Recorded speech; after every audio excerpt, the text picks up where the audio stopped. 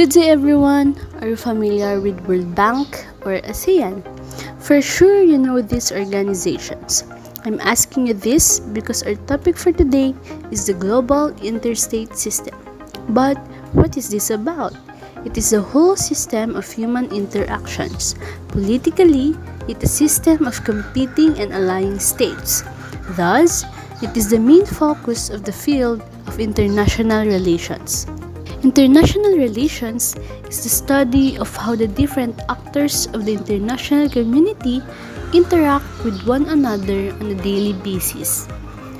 The scope of international relations is the complex relations existing among the sovereign states of the world. It is mainly concerned, among other things, with the study in depth of all events and situations affecting more than one state.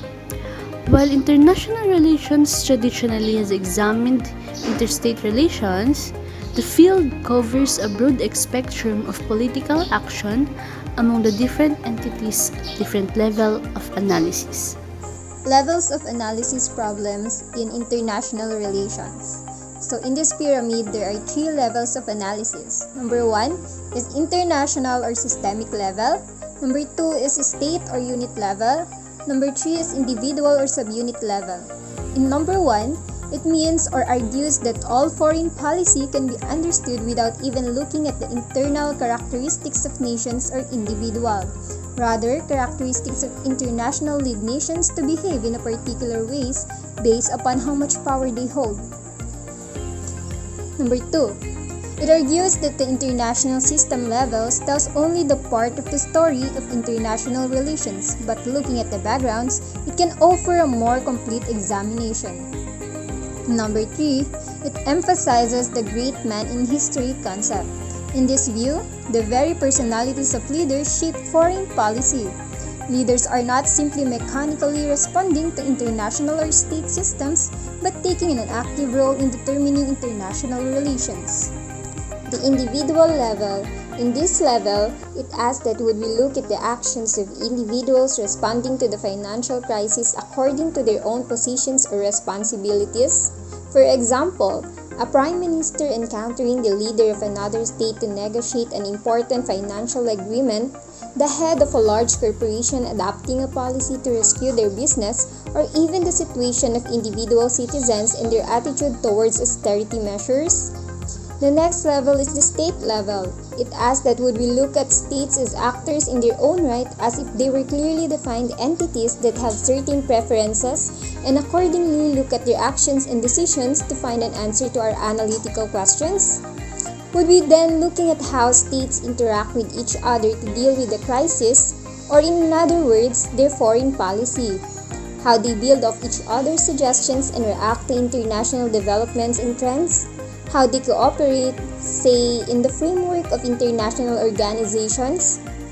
Or would we looking at them as competitors and antagonists, each of them pushing for a stronger position in what makes up the world economy?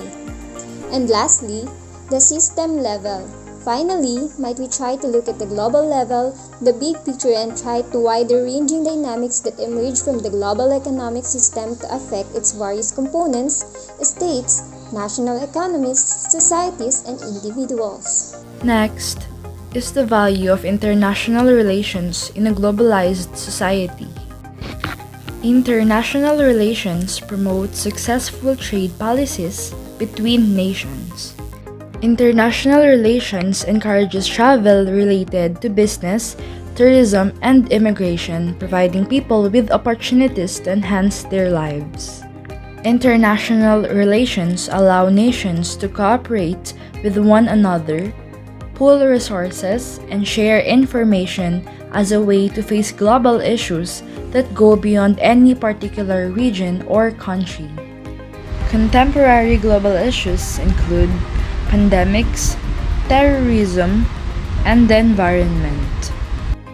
International relations advances human culture through cultural exchanges, diplomacy, and policy development. And in a globalized society, there are institutions governing international relations. First are the generalist interstate organizations. These include United Nations, Organization of Islamic Cooperation, European Union, and Association of Southeast Asian Nations.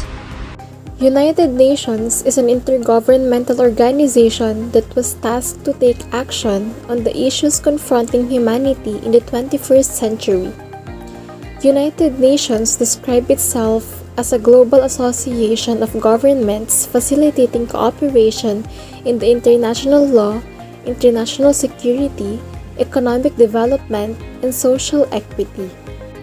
Thus, United Nations is the most prominent institution that was tasked to maintain international peace and security, protect human rights, deliver humanitarian aid, promote sustainable development, and uphold international law. What are the roles of the United Nations?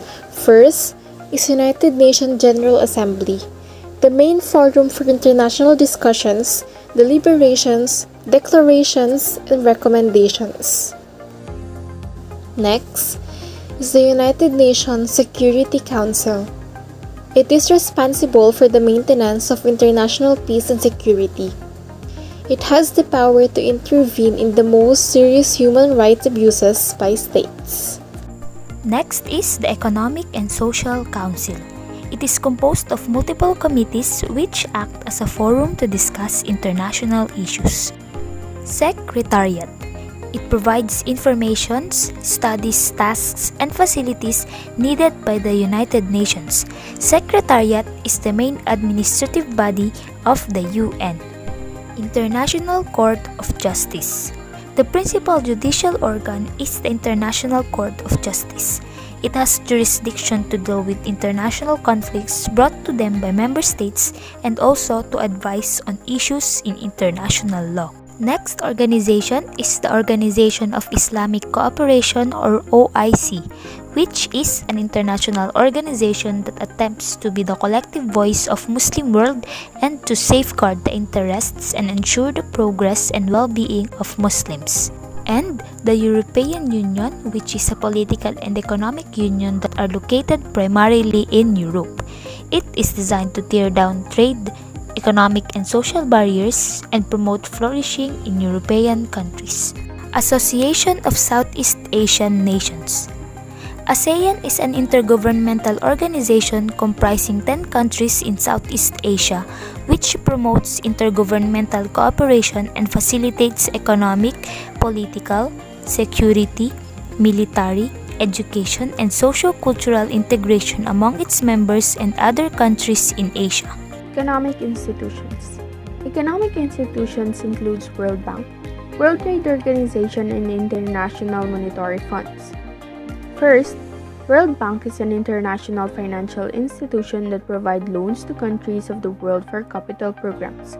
According to worldbank.org, it is like a cooperative made up of 189 member countries, where these member countries or shareholders are represented by a board of governors who are the ultimate policymakers at the World Bank. World Trade Organization, formerly known as General Agreement on Tariffs and Trade, deals with the rules of trade between nations, settle trade disputes, and conducts trade negotiations. This organization basically aims for international commerce by embodying and creating ground rules for global trade among its members. International Monetary Funds, on the other hand, promotes global monetary cooperation, secure financial stability, facilitate international trade, promote high employment and sustainable economic growth, and reduces poverty. IMF also provides lending to countries when an emergency occurs. Thank you for listening. So, that concludes our discussion about the global interstate system. International relations are very significant on how our society works in the globalized world. We hope you learned something. We will see you again in the next topics. Thank you.